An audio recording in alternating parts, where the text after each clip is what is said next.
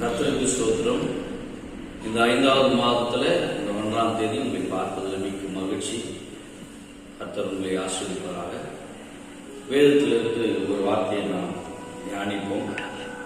சங்கீதம் 31:1 படி, கர்த்தாவே உம்மை நம்பி இருக்கிறேன், நான் ஒரு காலம் வெட்கமடையாதபடி செய்யும், உங்களுடைய நீதி நிமித்தம் எனக்கு விடுவியும்.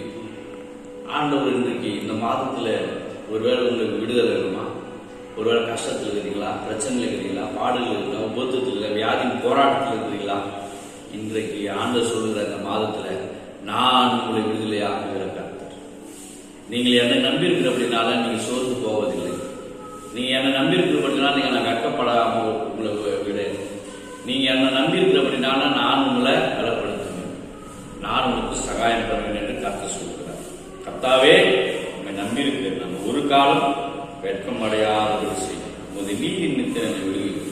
முதலாவது நம்மளை என்ன பண்றாரு? அவரை நம்பி ஜீவிக்கிற பிள்ளைகளாக ஒரு அதிகாரத்தை தர்றார். ரெண்டாவது பாத்தீங்கன்னா வெட்கப்படாதபடிக்கு முன்ன அவர் நடத்துறார். குடும்பத்துல, பாதையில, அவருடைய ஜீவியத்துல, வேலை சம்பளத்துல, கோவில, வருகையில வெட்கப்படாதபடி செய்றார்.